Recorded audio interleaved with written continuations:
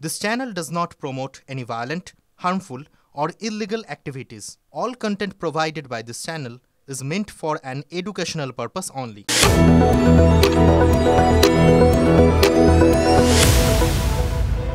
দেখছেন টিভি9 বাংলা, রয়েছে আমি শুভজিৎ মিত্র। শুরু করছি আপডেট বাংলা। শুরুতে নজর রাখতে হচ্ছে কুলতলির দিকে, একেবারে আপডেটেড খবর। এ যেন কেঁচো খুঁড়তে কেউ উঠে বেরিয়ে এলো। সাদা মাটা একতলা একটা বাড়ি, আর সেই বাড়িতে ঘরের খাট সরাতেই বিরাট সুড়ঙ্গ। যে সে টানেল নয়, একেবারে বেডরুম থেকে খাল পর্যন্ত, তারপর ডিঙি বেয়ে মাতলা নদীতে। একবার ভেবে দেখুন, কুখ্যাত সাদ্দাম ঘর থেকে বেরোবে বলে দরজায় পুলিশ অপেক্ষা করছে, আর ততক্ষণে সাদ্দাম হাওয়া। সেই রহস্য ঘেরা সুড়ঙ্গে আমরা টিভি9 বাংলা। কিভাবে পালানোর পথ, কোন পথে পাচার, গ্রাউন্ড জিরো থেকে একেবারে এক্সক্লুসিভ রিপোর্ট।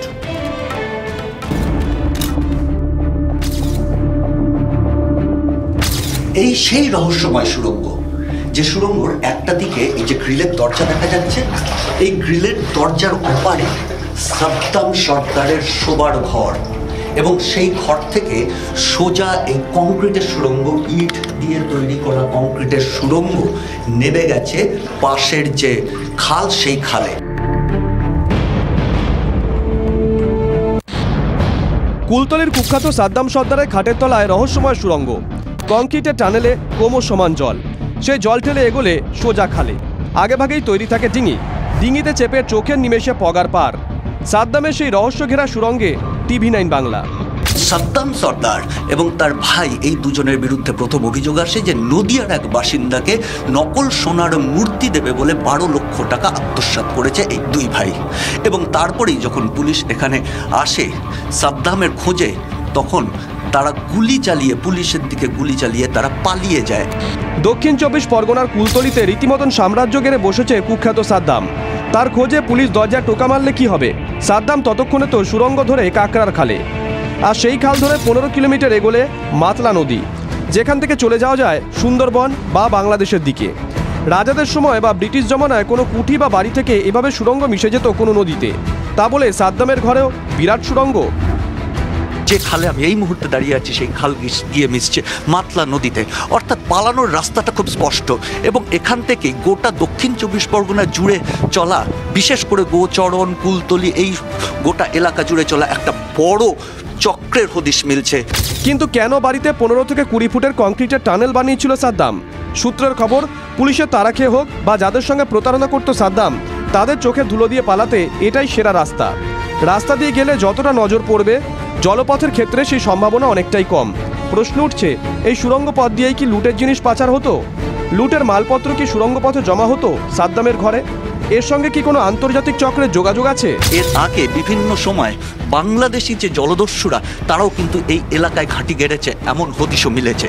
এবং সেখান থেকেই একটা আন্তর্জাতিক র্যাকেটের যেমন হদিশ মিলছে, তার পাশাপাশি এই অপরাধীদের যে মোডাস অপারেন্ডির ক্ষেত্রে এই ধরনের যে সুড়ঙ্গ ব্যবহার করা, সেটাও কিন্তু উঠে আসছে। সোনার মূর্তি নামে লাখ লাখ টাকা প্রতারণা, জাল নোট থেকে বেআইনি কারবার বা খুন করে দেহ ভাসিয়ে দেওয়া, সাদ্দামের বিরুদ্ধে অভিযোগ ভুরি ভুরি। তার বাড়ির খাট সরানোর পর যেভাবে রহস্যের হাট খুলেছে, তাতে আর কি বেরিয়ে আসে তা নিয়ে কৌতূহল। সিজার মণ্ডল, সুশোভন ভট্টাচার্য ও অভিজ্ঞান নস্করের রিপোর্ট, টিভি9 বাংলা। আজকেও আমরা দেখলাম কুলতলির কুখ্যাত সেই সাদ্দামের খোঁজে পুলিশের সারাশি অভিযান। ডিজির বার্তার পরেই পুলিশের ছয়লাভ হয়ে যায় সাদ্দামের গ্রাম। ছবিটা একবার দেখুন। ডিজির করা বার্তার পরেই কুলতলিতে এই অভিযান। আফতাব নামে একজনকে গ্রেপ্তার করেছে পুলিশ।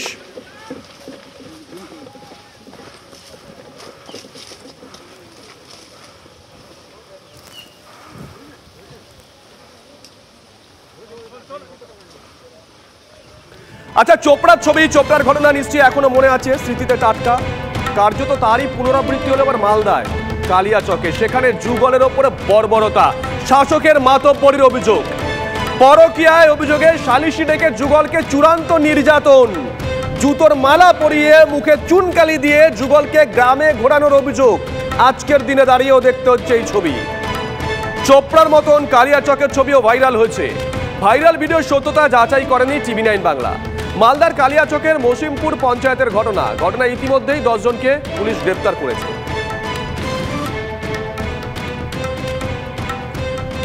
আর এবার নজর রাখতে হচ্ছে সোনারপুরের দিকে। সোনারপুরের সন্দেশখালীর ছায়া, মহিলাকে বাড়িতে ডেকে শিকল দিয়ে বেঁধে অত্যাচারের অভিযোগ, আর এক্ষেত্রে অভিযোগের আঙুল তৃণমূল ঘনিষ্ঠ জামাল উদ্দিন সর্দারের বিরুদ্ধে।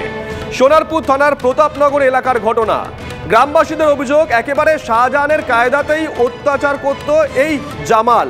পুলিশের ভয় দেখিয়ে এলাকায় শাসন কায়েম করত জামাল উদ্দিন, অভিযোগ করছেন স্থানীয় বাসিন্দারা। বাড়িতেই সালিশি সভা বসত দিনের পর দিন, বিচার করত জামাল উদ্দিন, এমন অভিযোগ তার বিরুদ্ধে। তার প্রস্তাবে রাজি না হলে চলতো অত্যাচার, এমন অভিযোগ। তাদের আরো অভিযোগ, জামালের এই যে প্রাসাদের মতন বাড়ি, সেটা নাকি অন্যের জমি হাতিয়ে তৈরি হয়েছে। কি করে এই বাড়ি জামাল বানিয়েছে ইতিমধ্যেই প্রশ্ন উঠছে।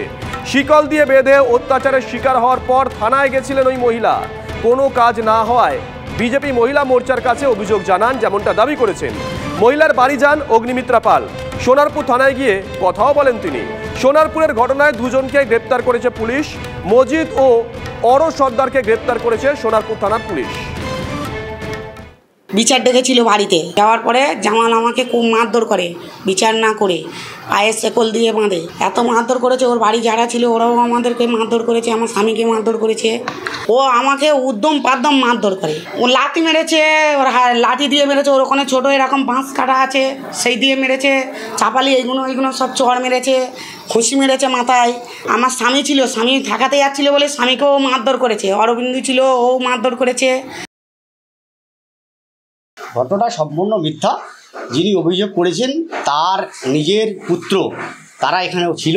এটা ফাঁসানোর চক্রান্ত করা হয়েছে, এটা সম্পূর্ণ ফাঁসানোর চক্রান্ত। তাহলে যদি সেরাম হয়, নিশ্চয়ই তার কাছে ফোন ছিল এবং সে একটা ভিডিও করে পোস্ট করুক।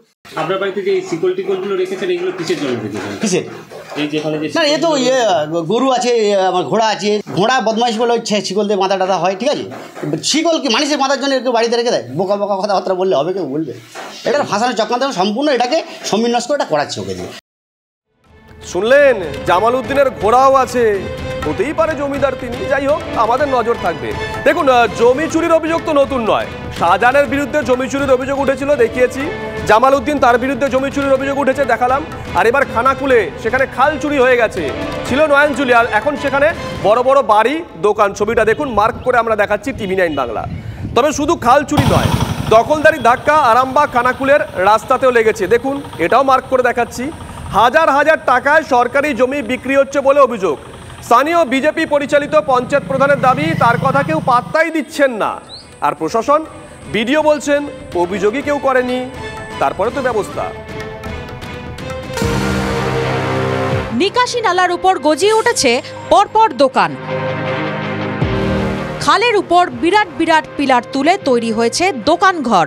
রাস্তার পাশে পূর্ত দপ্তরের জমিতে সারি সারি দোকান, তৈরি হয়েছে বসত। দখলদারির ধাক্কায় পিচের রাস্তায় ধরেছে ফাটল। আরামবাগের মায়াপুর থেকে খানাকুলের গড়েরঘাট পর্যন্ত রাস্তার দুধারে এভাবেই দখলদারির ছবি। এমনিতেই বানভাসী এলাকা হিসেবে পরিচিত খানাকুল, সেখানে খালের উপর এভাবে নির্মাণ ঘিরে প্রশাসনের নজরদারি নিয়ে প্রশ্ন তুলছে এলাকাবাসী। খালের ওপরে এত বড় বড় বিল্ডিং কিভাবে অবৈধভাবে নির্মাণ হচ্ছে? ওরা সরকারি জায়গা, কেউ দোকান করলে তোলা তুলে, কাউকে সরকারি জায়গা বিক্রি করে 30,000 40,000 নিয়ে তাকে দোকান করতে দেয়। যে নির্মাণগুলি হয়েছে একদম পুরো নয়নজুলির ওপরে, সেইখানে জল যাতায়াতে বাধাপ্রাপ্ত প্রচুর পরিমাণে হচ্ছে। যদিও ব্লক প্রশাসনের দাবি, এলাকাবাসী এই নিয়ে কিছু জানায়নি। অভিযোগ পেলে ব্যবস্থা নেওয়ার আশ্বাস দিয়েছেন বিডিও।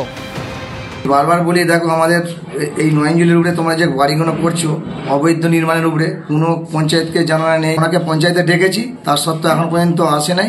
হ্যাঁ, তার যাতে আমরা সুব্যবস্থা নেওয়া হয়, আমি এটা অনুরোধ করছি। এই বিষয়ের সম্বন্ধে আমরা এখনো পর্যন্ত কোনো লিখিত কিছু খবর পাইনি, কিন্তু আমরা যখনই কোনো খবর পাচ্ছি বা আপনার মাধ্যমে যেহেতু আমরা জানতে পারছি, আমরা যথাযথ স্টেপ নেব। সরকারি জমির দখলদারি নিয়ে কড়া বার্তা দিয়েছেন মুখ্যমন্ত্রী।